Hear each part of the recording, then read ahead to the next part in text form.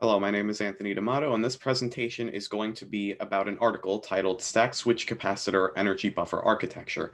And we are going to look into what it would be like to have an almost fully energy efficient energy buffer device. First of all, what is energy buffering? Energy buffering is leveling out the current between a load, which is a device being powered, and a power source, which is the device supplying the power. One common use for energy buffering is converting between direct current and alternating current. As you can see by this graph, the red line represents the direct current and the blue line represents the alternating current. If you want to convert between alternating current and direct current, because you can convert it the other way around too, you can see you would need to level out the alternating current to this line, like the DC. And these gray areas are what need to be buffered, and that's where energy buffering comes in. Devices used to carry out energy buffering are called energy buffers. Capacitors are an important component of energy buffers, and a capacitor is just a device that's used to temporarily store an electric charge. As you can see by this schematic, they feature capacitors and switches primarily. Electrolytic or film capacitors are typically used with energy buffering. Electrolytic and film capacitors are two different types of capacitors. There are other types of capacitors as well, but electrolytic and film are the ones primarily used in energy buffering. However, neither of these two types of capacitors is fully efficient.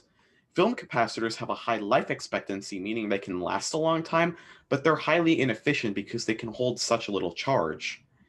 While electrolytic capacitors are efficient because they have a high energy density, but they have a low life expectancy, meaning that they will have to be replaced quickly, and that would be just very inefficient for practical use. So our problem is that we don't have any fully reliable capacitors that we can use for energy buffering. So our goal is to create some type of design with an energy buffer that has the same reliability as film capacitors and the same efficiency of electrolytic capacitors. So essentially, we want an almost fully energy efficient energy buffer.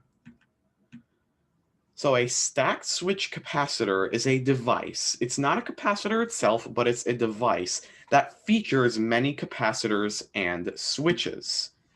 This is a simplified schematic of a stacked switch capacitor, and you can see it features switches and capacitors here.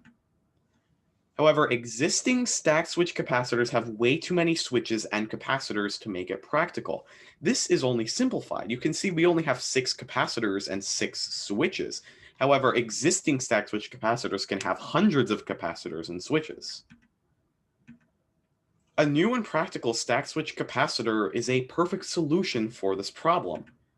However, we need to make the number of components, so the number of switches and capacitors, we need to reduce that by a lot in order to make this practical. And for this to happen, significant changes in architecture need to be made.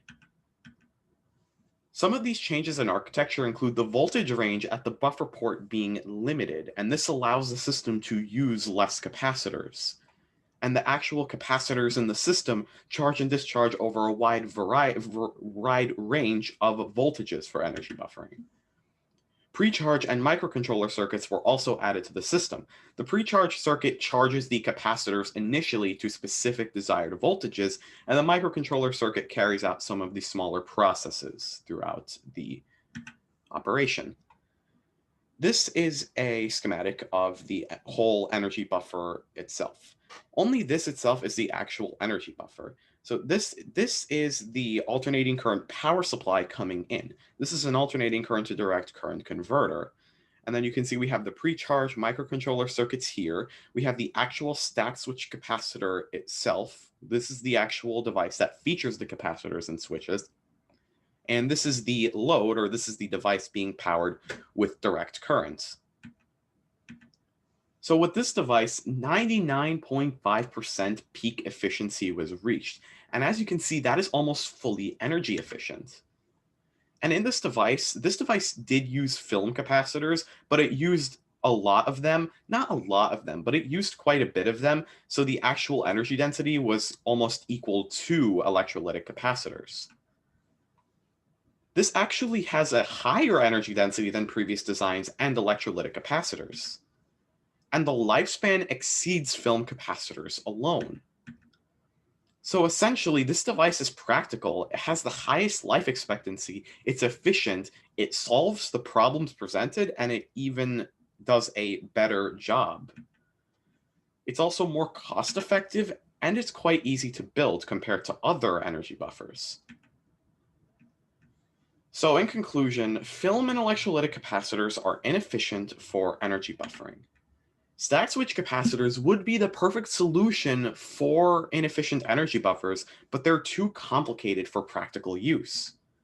A revised stack switch capacitor was built that features less capacitors and less switches, but it's more efficient. Some future research could include replacing the film capacitors with ceramic capacitors. Ceramic capacitors are very similar to film capacitors, but they do have some slightly different properties. Another implication of future research could be looking for other applications of this energy buffer. As you can see in this example or in this article, we use converting direct current to alternating current, but there could be other potential applications where this energy buffer would be useful that we just don't know about yet. And this is a size comparison of the components. This is an electrolytic capacitor, this is a penny, these are film capacitors, and this is the actual stack switch capacitor energy buffer, or this is the component that we actually built, or what the article was talking about. And that is all about this presentation of the stack switch capacitor energy buffer architecture. Hopefully at some point in the future, this research will be more deeply looked into, and this could be a readily available product, because I can definitely see this being useful for several applications.